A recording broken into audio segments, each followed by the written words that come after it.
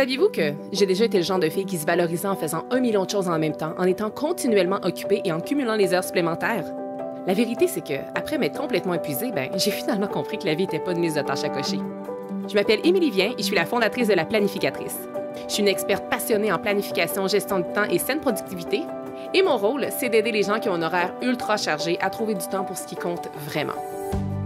168, c'est le nombre d'heures exact qu'on a dans une semaine. Et mon but à travers ce podcast, c'est de vous montrer à les optimiser sans vous épuiser.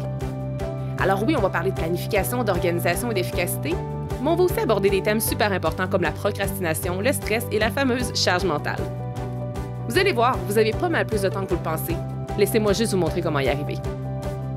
Bienvenue sur le podcast 168 heures.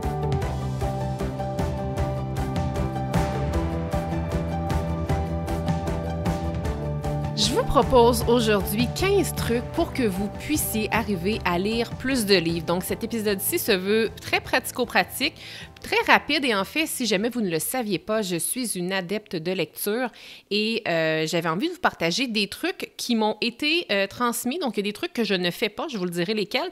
Et il y a plusieurs trucs également que je fais et ce qui fait en sorte en fait qu'à la fin d'une année, je suis capable de lire en fait autant de livres.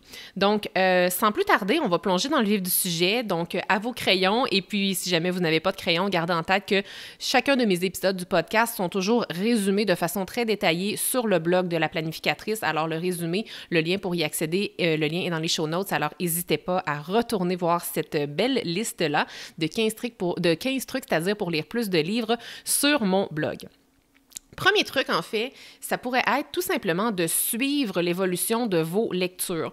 Moi, je trouve que c'est très encourageant que de voir « Ah, OK, j'ai lu, je sais pas moi, 4 livres depuis le début de l'année, ou j'en ai lu 8, ou j'en ai lu juste un », mais juste de suivre vraiment nos lectures, d'avoir une certaine trace de ça. Moi, pour moi, ça m'aide, ça m'encourage. J'ai d'ailleurs un outil gratuit que vous pouvez télécharger qui est sur ma bibliothèque d'outils gratuits. Le lien est dans les show notes. Et puis, vous pouvez vraiment télécharger ce PDF-là, le faire imprimer autant de fois que vous voulez et tout simplement tracer l'évolution de vos lectures. Donc, moi, j'aime faire ce tracking-là en version papier, mais il y a aussi des applications qui existent, il y a des sites web qui existent également pour tracker nos lectures. Je pense notamment à Goodreads, qui est une application très, très, très appréciée pour les gens qui sont des passionnés comme moi de lecture, mais sachez que moi, je ne l'utilise pas. Moi, je préfère de suivre, en fait, mes lectures papier. Il fut un temps où je suivais vraiment chaque année tous mes livres. Je vous dirais que dans la dernière année, je ne l'ai pas fait. On dirait que je me sentais un peu dans la performance de faire ça, puis je n'avais pas envie de me sentir dans la performance quand je lis des livres. Donc, comme quoi, d'une année à l'autre, c'est pas toujours le même sentiment que j'ai par rapport à ce suivi-là, mais je vous invite à utiliser cet outil-là si jamais ça peut vous aider à lire plus de livres. Deuxième truc, et je pense que c'est un de mes trucs favoris, c'est vraiment d'aller varier les différents médiums, donc varier la façon dont vous lisez vos livres. Donc, moi, de mon côté, j'utilise les livres papier. Le papier, c'est ma façon de lire favorite. J'ai aussi la tablette électronique. Moi, j'utilise la liseuse Kindle. Il y en a d'autres modèles aussi, mais il y a la tablette électronique. Et puis, il y a aussi la possibilité d'écouter des livres audio. Donc, moi, je le fais avec Audible. Donc, quand on varie les médiums, moi, c'est les 3 que j'utilise, ça nous permet de lire des livres, ou bien de les écouter, là, mais ça nous permet de lire des livres dans différents contextes. Comme récemment, j'étais en voyage, j'étais dans l'avion, mon fils était comme couché sur moi, je voulais comme pas trop bouger puis avoir un livre sur sa tête. Donc, qu'est-ce que j'ai fait? Là, j'ai écouté une partie d'un livre audio, alors que si j'avais pas eu l'option audio, j'aurais sûrement pas lu.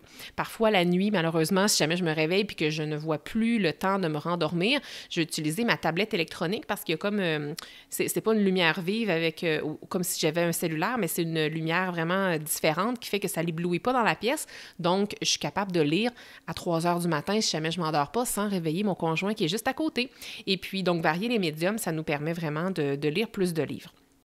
Le troisième conseil que j'ai envie de vous dire, c'est de voir vos lectures et de voir l'achat de vos livres comme un investissement et non comme une dépense.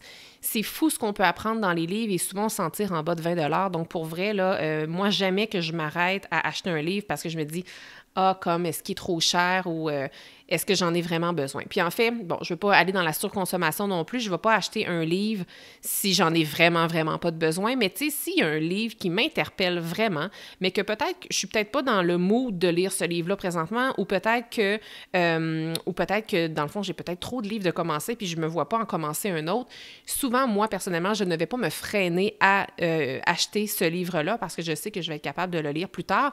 Et qu'est-ce qui est le fun, c'est que de le voir traîner, ce beau livre-là qui m'inspirait tant sur le moment, va m'encourager à justement peut-être finir les livres sur lesquels je suis penchée présentement dans le but de commencer ce nouvel ouvrage-là. Quatrième truc pour lire plus de livres, j'ai envie de vous suggérer de joindre un book club.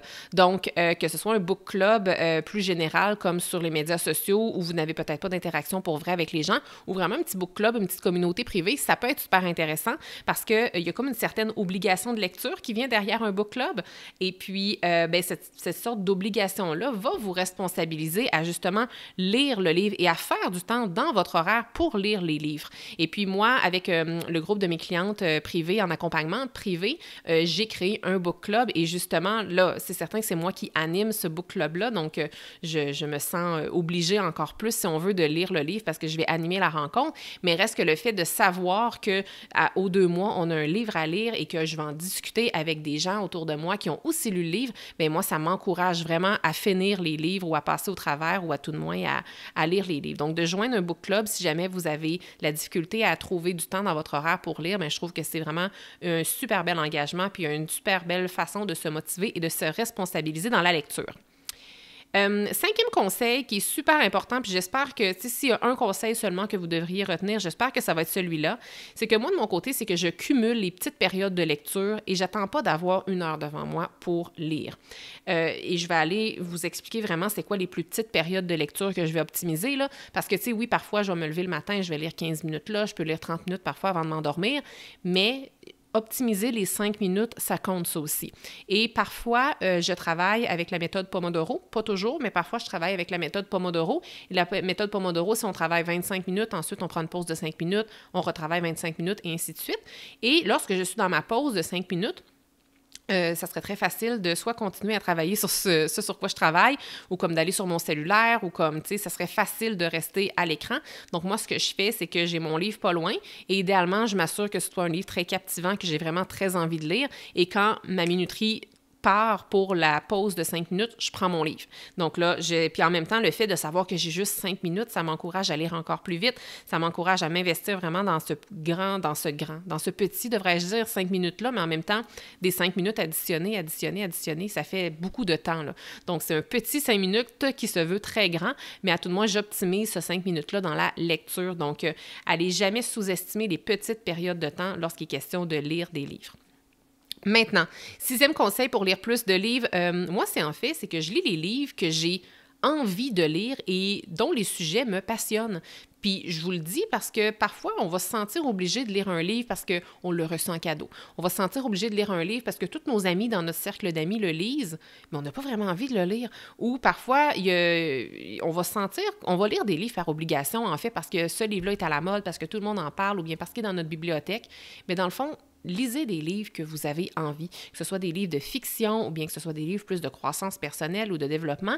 Choisissez des livres qui vous passionnent puis dont le sujet vous interpelle vraiment. Puis on évolue dans la vie. Moi, il y a des livres que j'ai achetés il y a quelques années qui ne m'interpelle plus aujourd'hui et c'est correct. Donc, au même titre qu'il y a des livres parfois qu'on commence puis qu'en cours de route, on n'a plus envie de le lire, ça aussi, c'est permis de le laisser tomber. Donc, je trouvais ça quand même important de le souligner comme un conseil. Je veux dire, à m'écouter, vous devez vous dire « Ouais, mais ça va de soi, je ne vais pas lire un livre que je n'ai pas envie de lire. » Mais regardez les livres que vous avez lus là, au cours des dernières années et je suis certaine qu'il y a des livres que vous avez lus que vous n'aviez pas nécessairement envie de lire. Alors voilà, moi, je lis juste des livres dont j'ai envie et dont le sujet me passionne. Et puis, ça m'encourage à lire plus de livres. 7e conseil, je l'ai un peu dit tantôt, mais moi, quand je lis un livre que je n'aime pas ou que je n'aime plus ou que j'accroche tout simplement pas, je l'arrête. Je l'arrête et la perfectionniste en moi n'aime vraiment pas ça. Là. Comme je vis un dilemme à l'intérieur parce qu'il y a une partie de moi qui dit « tu as le droit de l'arrêter », puis l'autre me dit « non, tu dois le terminer parce que tu l'as commencé ». Mais c'est la non-perfectionniste, en fait, qui remporte toujours, à une exception près, puis je vous en parlerai après. Mais donc, pour vrai, quand quand on s'acharne à un livre dans lequel on croit plus ou dans un livre dans lequel on n'accroche pas, on s'empêche de lire plein d'autres choses après. Donc, on pourrait lire peut-être pendant qu'on s'acharne sur un livre pendant un mois, on aurait peut-être eu le temps d'en lire 1, 2 ou 3 autres qui nous auraient vraiment passionnés. Puis en plus de ça, je trouve que ça l'associe la lecture à quelque chose qui n'est pas plaisant, alors que le but, je pense que c'est qu'on ait du plaisir puis que ce soit plaisant la lecture. Donc voilà, et quand je vous disais que je lis juste, que j'arrête toujours les livres quand je ne veux pas les lire, à une exception près, en fait, l'exception près s'est passée la semaine dernière. Comme je vous disais, j'ai un book club avec mes clientes et il y a un livre que j'ai proposé qui est acclamé positivement par la critique, mais que finalement, que j'accrochais pas, que j'avais de la misère, que je trouvais très, très lourd. C'est un livre qui est rempli de perles. Puis là, je veux pas dire c'est quoi le livre parce que je veux pas influencer négativement la lecture de ce livre-là, si jamais vous voulez le lire, parce que c'est mon impression à moi, là, mais j'ai vraiment eu de la difficulté à passer à travers le livre et finalement, je l'ai lu à 80%. J'ai été malade à travers, donc en plus, j'avais vraiment pas le temps pour vrai de le finir. Et quand j'ai expliqué à mes clientes le tout, la majorité des clientes avaient lu juste les 2 premiers chapitres. Dans le fond, j'étais celle qui s'était rendue le plus loin parce qu'on avait toute cette impression de lourdeur-là. Donc, comme je vous disais, normalement, je me serais vraiment pas rendue plus loin que le 2e chapitre, moi non plus, mais étant donné que j'animais la classe, que j'animais la rencontre du book club, je me suis rendue plus loin. Mais c'est la seule exception près, je vous dirais. Là, sinon, depuis les 3-4 dernières années, quand j'accroche pas, je le laisse tout simplement tomber, ce livre-là. Il y a tellement de centaines et de milliers de livres que je veux lire dans la vie que c'est pas 1, 2 ou 3 que je laisse tomber qui vont changer quelque chose. 8e conseil qui est tellement important, c'est que si vous voulez lire plus de livres, là, donnez-vous la permission de lire des petits livres.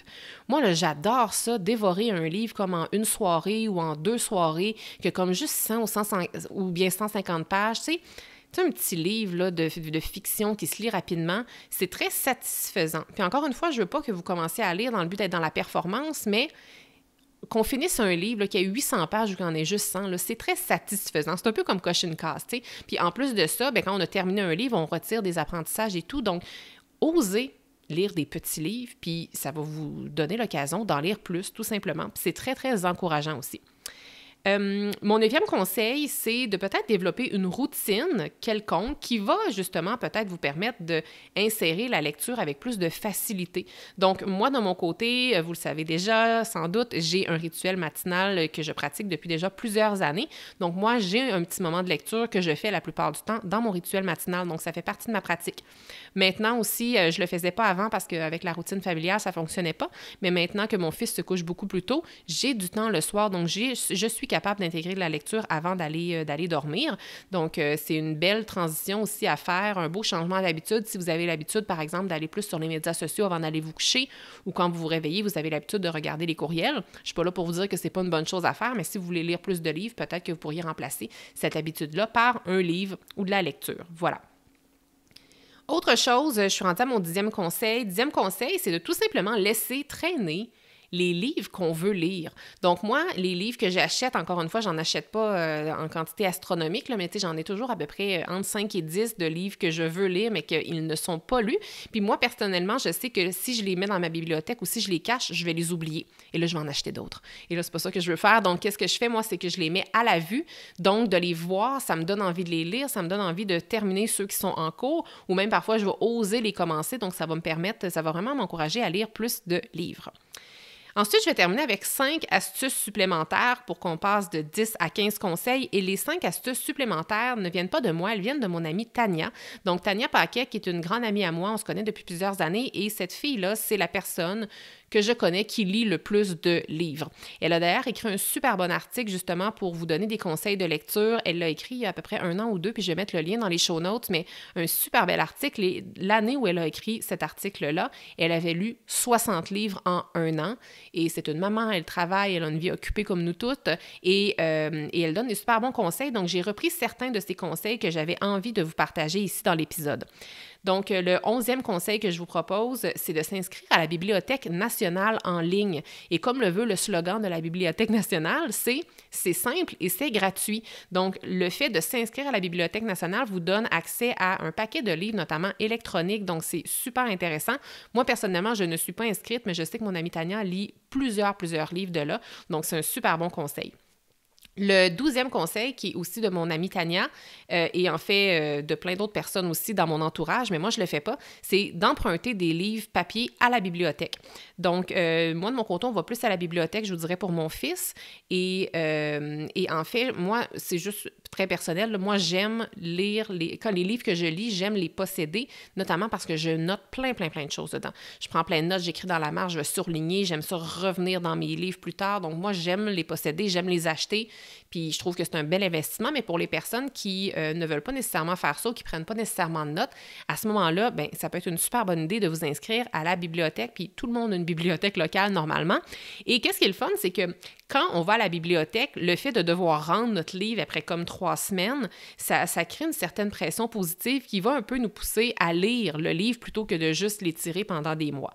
Donc voilà, puis je pense que le fait aussi d'aller dans une bibliothèque, ça nous permet de découvrir des livres qu'on n'aurait peut-être pas nécessairement lus. Donc parfois, on va comme tomber par hasard, par pure synchronicité sur un livre qu'on n'aurait vraiment pas recherché si on l'avait acheté en ligne, par exemple, mais là, de le voir, ça peut nous pousser à l'emprunter et à l'acheter. Et pas à l'acheter, à l'emprunter et à le lire, je veux dire. Et je vous rappelle que emprunter un livre à la bibliothèque, ce qui est beau, c'est que c'est gratuit aussi. Maintenant, le 13e conseil qui vient toujours de mon amie Tania, c'est de lire sur son cellulaire dans les files d'attente. Donc, encore une fois, ça peut être avec une application. Je pense, elle, qu'elle le fait possiblement avec la Bibliothèque nationale ou sa bibliothèque locale, mais je pense que c'est peut-être plus avec la Bibliothèque nationale. Ce qui fait que quand elle est dans une file d'attente, par exemple, à l'épicerie ou bien qu'elle attend que ce soit le transport en commun ou peu importe, plutôt que d'aller sur les médias sociaux, bien, elle va remplacer le temps de médias sociaux souvent par de la lecture. Donc, ça fait qu'à la fin de l'année, grâce à ça, grâce à ces petites minutes-là qu'elle cumule ici et là, bien, elle va vraiment aller augmenter la quantité de livres qu'elle lit dans une année. Donc, je trouve que c'est une super bonne idée. Maintenant, autre conseil, c'est de mettre une minuterie de 20 minutes. Donc, mettre une minuterie de 20 minutes, c'est le conseil que Tania disait, puis elle disait qu'avec cette technique-là, c'est possible de lire même jusqu'à quelques livres par mois, donc c'est pas rien. Donc, pour les gens qui ont une vie très occupée et qui sous-estiment parfois la puissance des 20 minutes, mettez-vous une minuterie pendant 20 minutes, lisez et vous allez voir que vous allez enfin arriver à cumuler la quantité de livres. Maintenant, dernier conseil, mais je me rends compte que finalement, je vais en avoir un bonus, OK? Fait qu'il va y avoir 16 conseils finalement. Donc, avant-dernier conseil, c'est de varier les genres. De varier les genres, ça, c'est mon amie Tania qui disait ça, ça nous permet de toujours avoir quelque chose qui nous intéresse, qui est en attente. Donc, on peut peut-être avoir un roman d'époque, un roman historique sur la table de chevet. Après ça, peut-être que dans notre audio, c'est plus un livre de motivation, alors qu'ensuite de ça, dans notre tablette électronique ou dans notre cellulaire, c'est peut-être un autre type de livre. Donc, de varier les genres, c'est super intéressant, puis on sait qu'on a toujours quelque chose d'intéressant et de passionnant qui est en attente. Et maintenant, un dernier petit conseil qui vient toujours de mon amie Tania. Là, je pensais que j'en avais noté 5, mais finalement, j'en avais noté 6, puis je trouve que le dernier vaut vraiment la peine d'être dit. C'est de se créer des petits défis. Et la méthode du défi lecture, comment ça fonctionne? C'est par exemple, c'est qu'en début d'année, on va se préparer une liste de livres qu'on a envie de lire au cours de la prochaine année. Puis cette liste-là, il peut en avoir 10, il peut en avoir 35, il peut en avoir 12. Bref, tout dépend de la quantité de livres que vous aimeriez lire. Et puis voilà, puis cette liste-là, elle peut même être déterminée par un genre de challenge qui est déjà établi par d'autres personnes ou bien par vous-même, ou bien en fonction tout simplement de vos objectifs et intérêts personnels. Si vous voulez développer vos facultés, vos aptitudes en lien avec l'investissement, bien peut-être que votre défi lecture pourrait comprendre 6 livres sur l'investissement immobilier ou l'investissement X dans la prochaine année. Fait que d'avoir un petit défi comme ça qui est vraiment comme préparé en avance et que vous pourriez même afficher dans votre chambre ou bien sur le mur de votre bureau, bien ça peut être très encourageant et ça peut vraiment vous motiver à lire plus de livres. Je termine donc cet épisode-ci en vous partageant mes 5 livres coup de cœur du moment. Donc, je me suis vraiment assise, j'ai pris le temps de réfléchir à me dire c'est quoi les livres que je lis présentement, que j'ai envie de vous partager ou c'est quoi ceux que j'ai lus très récemment et que j'avais vraiment envie de vous suggérer. Donc, j'espère que mes recommandations vont vous inspirer. Le premier livre, en fait, qui m'est venu en tête, c'est Tuesdays with Morrie, qui est un excellent livre de l'auteur, en fait, Mitch Albom. C'est un livre qui m'a été à la base proposé par ma bonne amie Vanessa. Et puis, ce livre est disponible en français aussi. Ça se nomme La dernière leçon. Vous allez voir tous les livres que je vous suggère. Il y a un lien dans les show notes pour que vous puissiez aller vous le voir, le découvrir ou bien vous le procurer. Et ce livre-là, je l'ai lu vraiment très récemment. Là, j'ai fini de le lire il y a quelques semaines. Et en gros, sans vous dévoiler le punch, en fait, c'est que c'est un enseignant qui est très âgé, qui est sur son lit de mort et il transmet à un de ses étudiants toutes les grandes sagesses de la vie. Et ce qui est très beau, c'est que, en fait, c'est que c'est une histoire vraie, tout ça. Donc, le premier livre que j'avais envie de vous proposer, c'est celui-ci. Le second livre que je veux vous proposer, c'est le livre à succès du moment, qui est le livre de Mel Robbins, qui s'appelle Let Them. C'est un livre qui n'est pas encore traduit, mais je ne sais pas quand vous allez écouter l'épisode, mais c'est certain qu'il sera un jour traduit parce que c'est vraiment, vraiment un succès planétaire. Je n'ai pas fini de le lire. Je l'écoute présentement en version audio. Je suis rendue peut-être à 25%, mais je sais déjà que je veux vous en parler. Je sais déjà que je veux vous le proposer. Et je sais déjà que je l'écoute en audio et que je vais me procurer la version papier afin de le relire et de prendre des notes. Moi, j'aime beaucoup écouter Mel Robbins, donc j'aime beaucoup l'écouter en audio, mais c'est, en fait, c'est une... Let Them, c'est juste une stratégie à appliquer à plein de situations dans notre vie. C'est tellement facile et c'est tellement transformateur. Et je veux dire, au début, en fait, là, je vous laisse languir un peu, je vais vous laisser le découvrir si ça vous intéresse, mais en gros, c'est juste un peu du lâcher-prise. C'est du lâcher-prise sur un paquet de choses. Puis je me disais... Dans les premières, en fait, elle explique le concept de ce livre-là dans les premières minutes de lecture du livre. Je me disais à quel point il y a quelque chose à dire pour en écrire un livre, mais je veux dire, elle partage tellement d'expériences personnelles et tout qu'on se reconnaît beaucoup, beaucoup dans son histoire. Donc, c'est vraiment un excellent livre. J'ai très hâte déjà de découvrir la suite. Troisième coup de cœur que je vous partage, celui-ci, je l'ai lu à l'automne et c'est le livre « Respire » de Maud Nkawa. Donc, vous connaissez peut-être le livre « Kilomètre zéro » que j'ai aussi eu envie de mettre dans mes coups de cœur, mais je me suis dit, je vais choisir un de ces 3 livres, en fait, parce que j'ai adoré les 3, mais j'avais envie vraiment de vous parler de « Respire ». C'est un livre que j'ai adoré et c'est une auteure qui écrit merveilleusement bien. Et puis, ce livre-là m'a beaucoup parlé. J'ai eu plusieurs déclics, en fait, en le lisant. Et ce que j'aime de ce livre-là, et en fait de tous les livres de Maud Nkawa qu'elle a écrits jusqu'à ce jour, c'est que moi, j'aime beaucoup voyager et dans ces livres, on voyage. Ce sont des histoires fictives, donc c'est des romans, mais là, je parle au pluriel parce que je veux vendre en même temps ces 3 livres parce qu'ils sont tous excellents, là, mais tous ces 3 livres que j'ai lus, ce sont tous des romans, mais il y a de la croissance personnelle, beaucoup, beaucoup de développement sur soi dans chacun de ces livres, puis en plus de ça, on voyage. Le livre « Respire » se passe en Thaïlande, dans des paysages extraordinaires, avec une histoire assez étonnante au début, qui nous accroche vraiment, vraiment dès les premières minutes de lecture, et jusqu'à la fin, en fait, il y a un dénouement extraordinaire à la fin, mais il y a plein de petites perles dans ce livre-là. J'ai eu plein de déclics, même que je me rappelle qu'à un certain moment, puis si je m'en rappelais, je vous le dirais, là, mais je m'en souviens pas exactement c'est quoi, mais à la lecture du livre, à un certain moment, à un certain passage, j'ai vraiment senti une grande libération en moi. C'est comme quelque chose qui m'habitait, avec quoi je n'étais pas bien, puis à la lecture d'un certain passage, ça s'est comme tout libéré. Puis j'aimerais tellement vous dire c'est quoi, mais je m'en souviens pas. Mais bref, c'est un très grand livre, un très beau livre. Et en fait, si vous aimez celui-ci, je vous invite à tout de suite dévorer ces 2 autres livres également. Moi, c'est ce que j'ai fait. Je les ai lus les 3 en 3 semaines. Autre livre que je commence à peine, mais je vous en parle parce que je sais que ça va être un grand livre, je sais que ça va être un coup de cœur, et c'est le livre « Effortless » de Greg McKeown. Cet auteur-là a écrit le livre « L'essentialisme » que vous connaissez peut-être. Ce livre-là, en fait, est disponible en français. Là, Effortless, en français, c'est « Zéro effort ». Encore une fois, le lien dans les show notes si jamais vous voulez les explorer. Et je viens tout juste de le commencer. Donc, on dirait que j'ai même pas grand-chose à vous dire. Mais en gros, ce livre-là, c'est comment, en fait, obtenir plus de résultats en travaillant moins. Et puis, ça me parle. Et puis, j'aime ça. Je trouve que c'est aligné en plus avec la philosophie de la planificatrice. Mais je suis vraiment pas rendue loin. Mais déjà là, moi, j'avais adoré le livre « L'essentialisme ». Puis, même que j'aurais pu vous le proposer dans mon coup de cœur. C'est un immense succès, ce livre-là. Un gros coup de cœur pour moi. Puis là, de poursuivre avec Effortless, pour moi, ça fait beaucoup de sens. Donc, j'ai hâte de vous en reparler, mais déjà là, je sais que c'est un coup de cœur, donc je vous le partage dès maintenant, si jamais vous avez envie de le lire en même temps que moi. Je termine avec une 5e suggestion qui est le livre « Le tableau de vie » de Alain Williamson.